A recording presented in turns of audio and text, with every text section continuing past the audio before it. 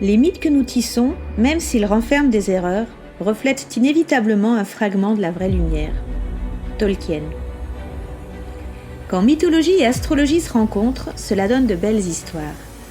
C'est Astromytho, le podcast qui revient aux sources.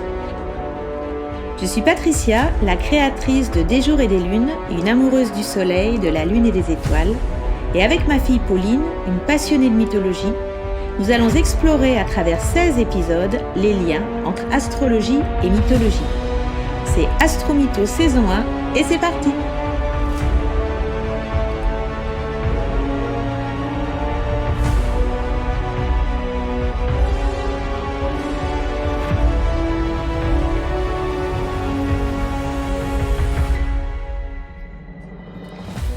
Après avoir traité des deux luminaires, le Soleil et la Lune, après avoir traité de ce que l'on appelle les planètes personnelles, à savoir Mercure et Vénus, nous allons maintenant aborder le terrain des planètes dites sociales. Sachant que pour moi, Mars, qui est la planète dont nous allons parler aujourd'hui, se situe un petit peu à la lisière de tout cela. Si on récapitule, le Soleil et la Lune donnent l'essence d'un individu, ce qu'il est dans cette vie, et tout ce qu'il porte de ses vies anciennes et qu'il garde au cœur de ses émotions. Si l'on poursuit dans cette ligne, on sait que Mercure va être la façon qu'il a d'entrer en relation avec les autres, donc de penser, d'échanger, de communiquer, alors que Vénus va être la manière d'aborder les autres, de leur accorder une valeur et d'être capable d'établir des relations avec eux. Avec Mars, on entre dans un autre domaine. Maintenant, une fois que l'individu s'est constitué et qu'il sait ce qu'il pense et ce qu'il aime, il s'agit maintenant de regarder comment est-ce qu'il va entrer dans la vie, comment est-ce qu'il va entrer dans l'action. Et ça, dans un thème, c'est Mars qui va nous le montrer. Quand on regarde la roue zodiacale, on se rend compte que, déjà c'est un cercle, belle évidence, et que donc Mars, qui maîtrise le Bélier, succède au Poisson, qui lui était maîtrisé par Neptune. À l'eau des Poissons va succéder le feu du Bélier. Et pourtant, moi j'y verrais un point commun, c'est que les deux portent une arme. C'est-à-dire que Neptune a son trident, là où Mars va porter cuirasse, casque, glaive et javelot romain. Disons que l'un est plus armé que l'autre, mais ça n'est pas très étonnant étant donné que Mars est le dieu de la guerre, mais comme on le verra avec Pauline, il est le dieu de plein d'autres choses auparavant. En fait, il faut comprendre que Mars, c'est le dieu des commencements. Le domaine de Mars, c'est la lutte, c'est le combat, mais c'est aussi du coup l'impulsion initiale, celle qui va tout faire démarrer, le déclenchement, autrement dit l'étincelle de vie. Et c'est pour ça qu'il se trouve à cette place sur le zodiaque. Ce n'est pas un hasard si Mars maîtrise le signe du Bélier, qui est le premier de la roue du zodiaque, celui qui annonce le recommencement, le printemps, le redémarrage de la nature. Mars, c'est celui qui dit « j'existe » et qui entend bien qu'on l'entende. Donc dans un thème, il va incarner notre action, autrement dit notre manière de nous affirmer, notre capacité de combativité et notre énergie d'entreprendre. C'est une planète masculine s'il en est, c'est l'amant pour une femme dans un thème natal alors que le soleil sera plutôt le mari. Il est donc de polarité yang, c'est l'ultra-virilité avec tous les clichés qu'on peut lui associer et, comme on l'a vu dans un précédent épisode, celui que l'on associe en pendant à Vénus. Mars, c'est donc la pulsion instinctive, donc partant la libido, c'est le courage, c'est l'aptitude à agir et surtout à réagir. Et je scinde volontairement le mot pour mettre en relief le préfixe. Un Mars en signe de feu va traduire un tempérament éruptif qui va s'embraser très rapidement, là où un Mars en signe de terre aura besoin de plus d'assurance avant de se mettre en route, et un Mars d'eau fonctionnera plus sur un mode intuitif. En fait, c'est à travers notre Mars que nous nous affirmons au monde, et d'une certaine manière, si je joue un petit peu la provocation, je dirais que parfois, on peut résumer une personne à son signe martien et le croire de tel ou tel signe, justement parce qu'il a un Mars dans ce signe-ci. Mars va donc montrer la manière dont nous exprimons notre énergie, la manière dont nous défendons vos valeurs et ce à quoi nous croyons. Mars va aussi montrer notre capacité à relever des défis. Comprenons bien que Mars est un compétiteur né. C'est donc la première des planètes sociales et c'est celle qui va faire le lien, qui va manifester notre désir à travers notre action. C'est pour ça qu'on peut voir un trait d'union entre ces planètes personnelles auxquelles il succède et le fait qu'il mène vers Jupiter et Saturne, les deux autres planètes sociales. Parce que le désir est d'abord tourné vers soi et l'action, elle, va être vers les autres. Il est bien sûr tentant de voir en Mars l'expression de la force brutale, parce qu'il l'est, indéniablement. Mais il faut voir surtout que Mars, c'est l'expression de nos instincts les plus bruts, de notre animalité la plus évidente, de nos pulsions, et autrement dit, étymologiquement, la pulsion, c'est ce qui nous pousse à avancer. Et c'est en cela qu'il est très intéressant à étudier dans un thème, parce qu'il va nous indiquer un axe de travail capital, qui est la maîtrise des instincts, afin de les sublimer en une énergie féconde, un moteur qui va nous donner la force d'agir et de créer. Donc si on récapitule, Mars, cultiver son Mars, ça va permettre de développer sa volonté, de développer son courage et également de s'affirmer. On est bien d'accord que le signe de Mars va nous aider à affirmer le signe de notre Soleil. Les dysfonctionnements d'un Mars, ça va être la susceptibilité, la rage, l'égoïsme, l'insensibilité, la cruauté, la grandiloquence, l'irritabilité. Les questions que l'on doit se poser avec Mars, c'est quels sont les combats que je dois mener? Où dois-je m'affirmer davantage si je ne veux pas souffrir de conflits et de luttes inutiles? Comment puis-je aiguiser ma volonté? Et comment puis-je exprimer mon agressivité?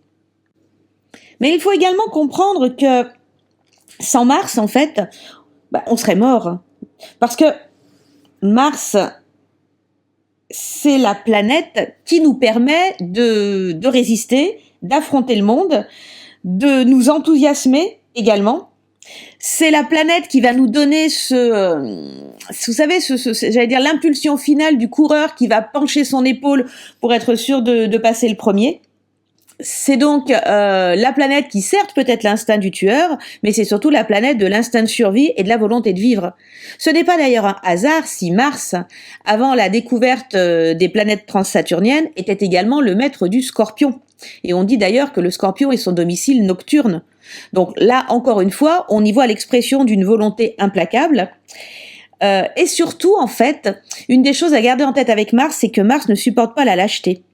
Donc si en fait on veut dans notre thème rendre malheureux son Mars, il suffit de laisser la peur prendre les décisions à notre place.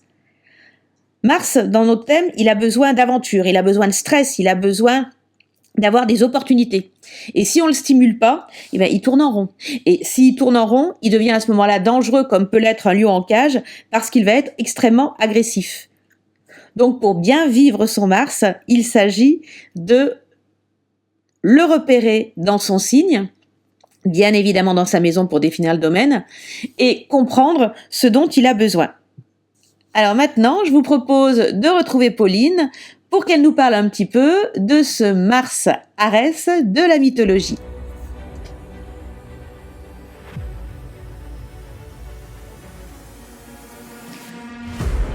Nous retrouvons Pauline aujourd'hui pour évoquer le troisième bras armé du soleil, si on peut dire, ce qui fait que, disons qu'il doit avoir une forme assez particulière, mais c'est vrai que quand on prend le soleil qui est l'essence d'un individu, qui est son ego, en fait, les trois manières d'exprimer ce soleil, ça va être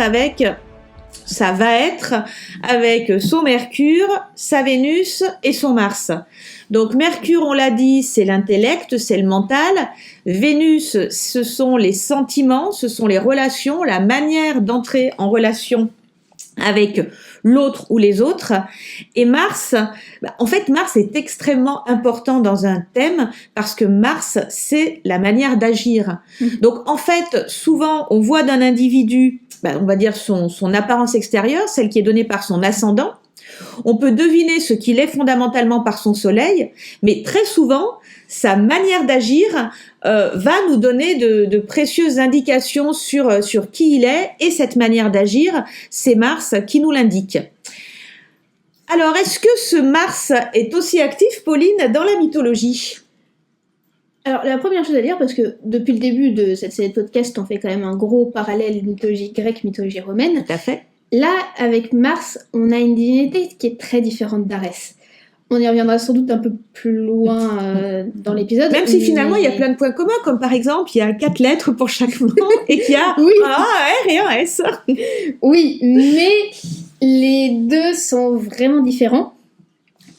On en reviendra sûrement plus précisément dans la suite de l'épisode, mais pour faire quelque chose basique, Arès est peu populaire auprès des Grecs, notamment parce qu'il est très brutal, qu'il a un comportement qui est très violent, et que ça parle pas aux Grecs. Mars... En fait, si on peut revenir sur l'épisode de la semaine dernière où on évoquait Vénus, c'est ce que disait en disant que les Grecs accordaient plus favorisaient ceux qui étaient dans la réflexion et dans la maîtrise, alors que Arès, c'est tout le contraire, a priori. Ouais. Ce qui pourrait expliquer qu'il soit aussi peu apprécié en Grèce. C'est ça. Et puis, il y a une autre raison, du coup, on va y arriver maintenant.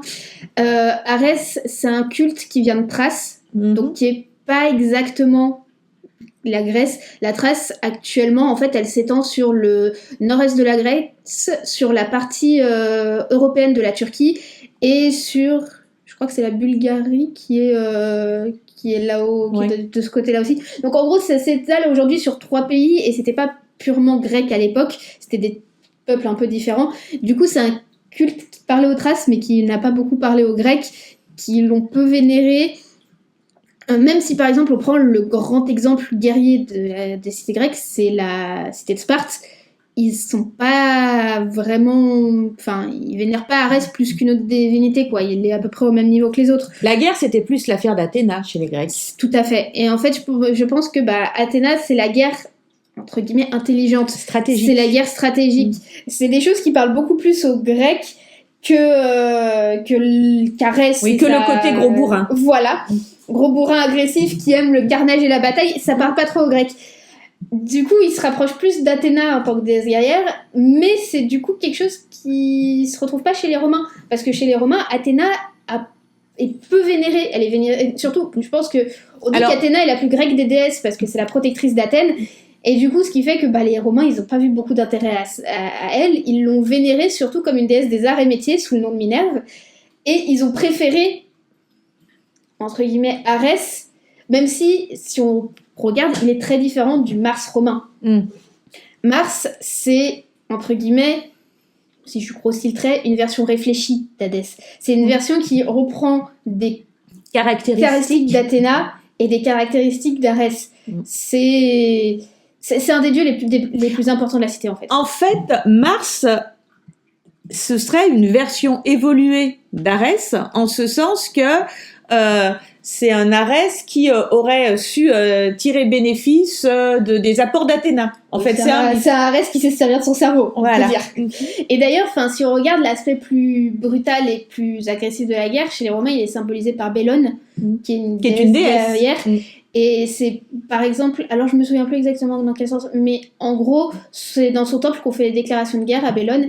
Et en période de guerre, les portes sont ouvertes parce que la guerre est à l'extérieur, mais en période de paix, les portes sont fermées parce que, du coup, la guerre est faite prisonnière.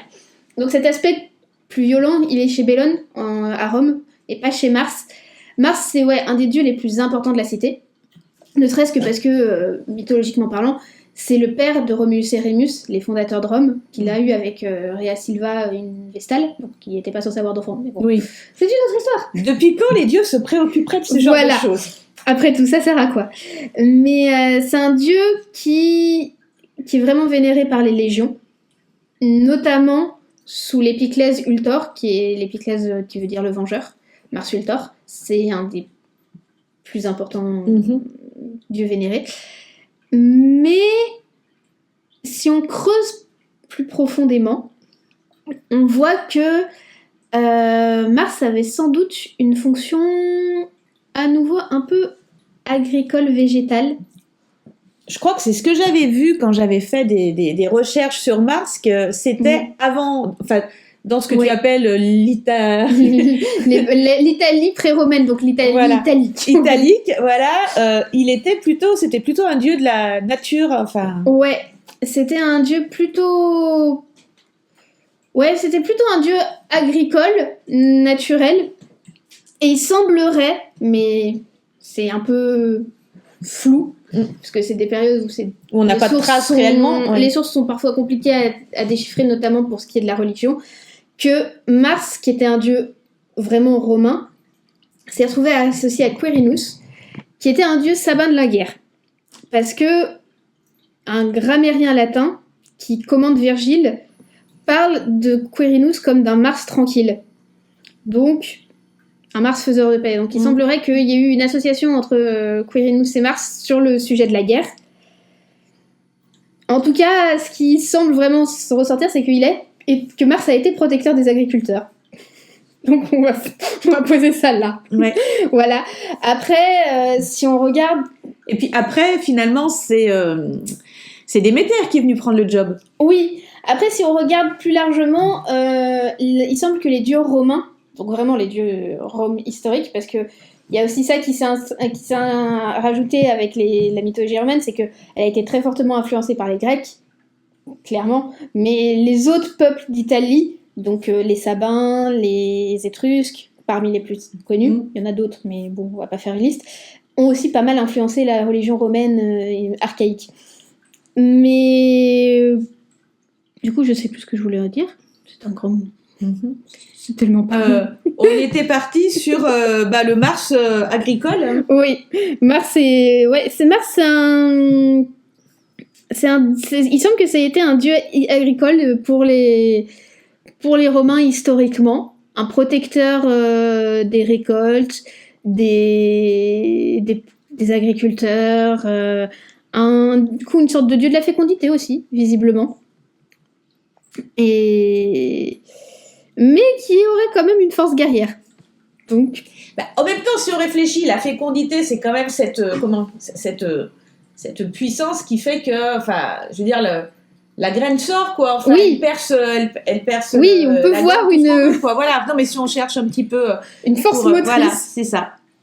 Mais oui, donc c'est un dieu qui est très protéiforme, je pense, Mars. Parce que c'est un dieu de la guerre. C'est un dieu, du coup, des agriculteurs. Mais on l'associe aussi à la jeunesse et au renouveau des forces viriles. Ce qui explique d'ailleurs, enfin, ce qui peut expliquer pourquoi Mars, en astrologie, c'est le premier... Mars est associé au Bélier, et le Bélier, c'est le premier signe du zodiaque. Ouais. C'est-à-dire que c'est celui qui ouvre le printemps. Je veux dire, le Bélier, c'est au 20 mars.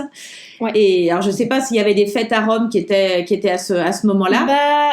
À l'époque romaine, il me semble qu'on en a peut-être parlé dans les podcasts précédents, l'année de toute façon commençait au mois de mars. Je crois qu'on l'a évoqué, mais on peut en reparler ici. Oui. L'année les de mars, c'était le début de l'année. Ouais. Et du coup, c'était aussi la période de l'année où on entrait en guerre. Comme ça, en fait, ils faisaient pas la guerre en hiver parce que c'était pas des conditions optimales pour aller faire la guerre. Et il y avait une saison pour faire la guerre et qui se situait à peu près entre mars et octobre. D'accord. Sur la belle saison. Oui, voilà. On s'entretue, mais on s'entretue quand il fait beau. Voilà, on s'entretue sous le soleil. Sinon, c'est pas drôle. Ce qui correspond aussi à la période des travaux des champs. Donc je sais pas à quel point c'était logique de faire ça. Ça c'était toujours mars en tout cas. Voilà. Mais du coup oui, il y avait une célébration de mars au mois de mars. Ouais. Et il semblerait aussi qu'il y en avait une en octobre. Ce qui correspondrait du coup au début et à la fin de la saison de la guerre, mais aussi au début et à la fin de la saison agricole. Oui. En fait, oui, voilà, tout est... Ça paraît un peu lié quand même. Comme ça. Après, j'ai pas de nom de fête comme pour les autres qu'on a pu voir. Ouais.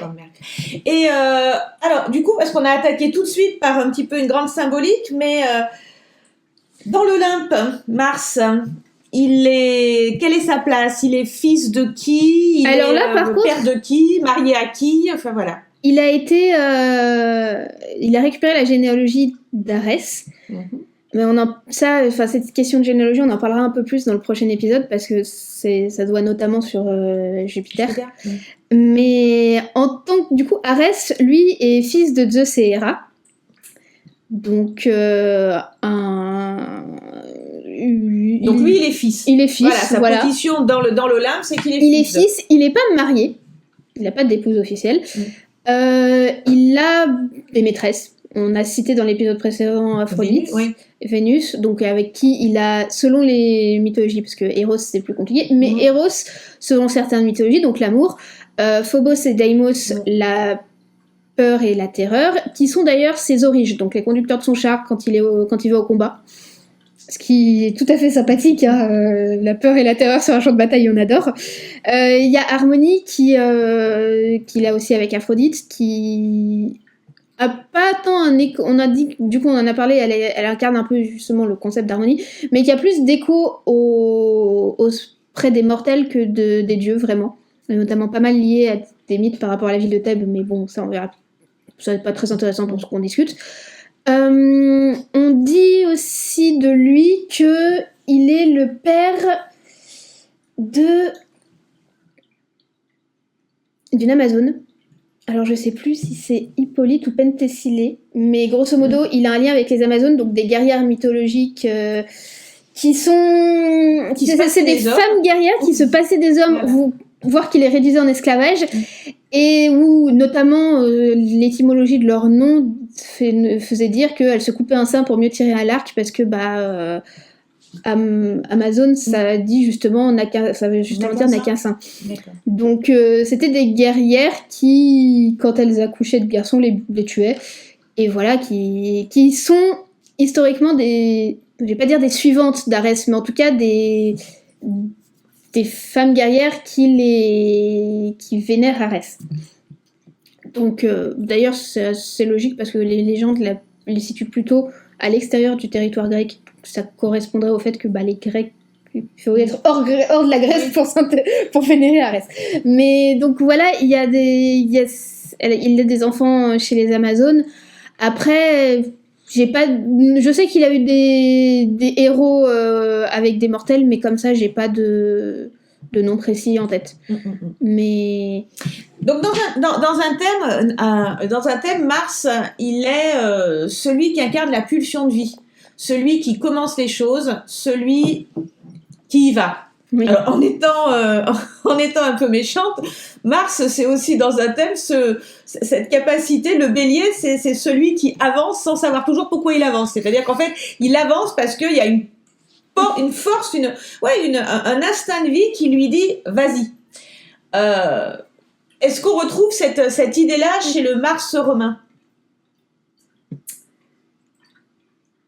Je sais pas trop, parce qu'en soi, en tant que divinité de la guerre, on peut pas vraiment dire que t'as un instinct de vie, parce qu'il y a quand même on va pas se mentir, la guerre c'est quand même assez légère tendance à tuer. T'as un instinct d'avancer, de conquérir. Mais t'as un instinct d'avancer. De t'expandre, si on peut dire. T'as un instinct d'avancer. Donc ça peut être associé à Mars. Après, si on voit Mars comme un dieu agricole, là t'as un instinct de vie. Oui. Donc, je pense que, d'une certaine manière, oui, ça peut aller dans le sens de Mars. Peut-être pas selon tous ces aspects, on va pas se mentir. Mais on a effectivement, on peut dire que Mars, c'est un dieu qui avance. Parce qu'il encourage Rome à s'étendre. Voilà, et c'est peut-être pour ça d'ailleurs que Rome le vénère autant. C'est parce que quelque part, il incarne l'esprit de Rome qui est l'esprit de conquête. Oui, c'est vraiment un dieu qui on peut dire qu'il incarne Rome. Ouais, c'est Dieu conquérant. Ouais. En tout cas, qui incarne vraiment la vision guerrière que Rome a. D'accord. Et quand on y réfléchit, pour revenir, alors c'est vrai qu'on l'a évoqué dans le précédent épisode, mais on peut y revenir puisqu'on peut très bien écouter les épisodes sans lien les uns par rapport aux autres. Est-ce que finalement, cette relation entre Mars et Vénus, qui est quand même une relation... qui a prêté à rire chez les dieux, mais qui est quand même souvent une association que l'on fait assez naturellement. Assez naturellement. Et dans un thème, justement, en fait, on va étudier les positions de Mars et Vénus quand on étudie l'aspect vie amoureuse de la personne. Le fait que Mars soit ce dieu le dieu masculin de Rome, puisqu'il était le père des jumeaux, Romulus et Rémus, les fondateurs. Le fait que Jules César, lui, se soit revendiqué d'une généalogie qui vienne de Vénus, est-ce qu'on peut pas y voir comme ça une espèce de désir chez Jules César de vouloir se mettre en étant, j'allais dire, le parfait partenaire de Rome? Peut-être. Je pense que ça va chercher un peu loin pour... Jules César. Peut-être plutôt pour, étant donné les sources qu'on peut disposer de l'époque. Je pense que peut-être qu'il avait ça, mais il avait peut-être ça en tête, mais il l'a pas écrit ou verbalisé, donc c'est difficile de se le donner. Après, c'est une option. C'est une option sur laquelle je peux pas vraiment discuter parce que c'est, entre guillemets, ça sort trop des faits et des connaissances que j'ai pour... Et alors, en ce qui concerne les temples de Mars, est-ce que on en a un certain nombre? Est-ce qu'il y en a beaucoup? Est-ce qu'ils sont essentiellement situés à Rome? Comment est-ce que ça se répartit? Il y a des temples de Mars à Rome, notamment sur ce qu'on appelle le champ de Mars. Oui. C'était là où il y avait son temple principal. Après, dans une version, on va dire, allez, républicaine, encore un peu royale de Rome, sur le Capitole, donc le centre religieux de Rome, on avait un temple à Jupiter et à ce qu'on appelle aujourd'hui la triade précapitoline. Donc la triade précapitoline, elle se compose de Jupiter, dont on parlera dans le prochain épisode, de Mars et de Quirinus. Et c'est une triade où ce qu'on a du mal à interpréter aujourd'hui, parce qu'on a notamment beaucoup de mal à interpréter la divinité qui est Quirinus, parce que la plupart des échos qu'on en a, c'est quand Auguste en fait un Romulus divinisé. En gros, il associe Romulus à Quirinus, c'est ce qui rend un peu flou la divinité historique que c'était. Et en fait, cette triade précapitoline, Georges Dumézil la voit comme un rejeton, entre guillemets, de croyances indo-européennes qui veut que, dans un schéma indo-européen, il y avait une souveraineté sacrée, que là on verrait en Jupiter, une force guerrière qu'on verrait en Mars, et une force fécondatrice, entre guillemets, qu'on verrait en Quirinus. Et qui seraient trois pôles qui seraient importants dans les cultures indo-européennes et qui se traduiraient dans cette triade précapitoline. Donc il était vénéré pendant une petite partie quand même de la République. Je me souviens plus exactement de quand est-ce qu'ils ont reconstruit le temple de Jupiter au Capitole, mais on tourne à peu près autour de, je dirais, 500 avant notre ère, où là on a changé de triade et on est sur ce qu'on appelle aujourd'hui la triade capitoline, qui là est constituée de Jupiter, Junon et Minerve, et où Minerve reprendrait les parties guerrières qu'on attribue à Mars. Mais son temple principal reste quand même à Rome sur le champ de Mars. Et en même temps, Minerve, qui est l'Athéna donc... Voilà, il y a quand même un lien comme ça. Donc, après, chez les Grecs, comme je disais tout à l'heure, il n'a jamais été très populaire, donc j'ai pas de temple comme ça qui me font dire « Ah oui, il a été vénéré ici ». Et ailleurs dans l'Empire, ça me saute pas aux yeux non plus. Il en a eu parce que il était vénéré, mais je pense qu'il a notamment été pas mal vénéré dans les camps de légionnaires, et là du coup c'est plus compliqué parce que ça n'a pas forcément laissé beaucoup de traces, mais ouais, là comme ça j'ai rien en tête à part celui du champ de Mars. Ok. Eh bien écoute, merci pour cet échange et pour cet épisode martien ou martial, je sais pas comment on va le dire. Et puis on se retrouve la semaine prochaine pour parler de Jupiter. Tout à fait. Merci. Des jours et des lunes, c'est fini pour aujourd'hui. Nous vous donnons rendez-vous la semaine prochaine pour parler du maître de l'Olympe, le seigneur Zeus, autrement dit Jupiter, dans le thème natal. À très vite.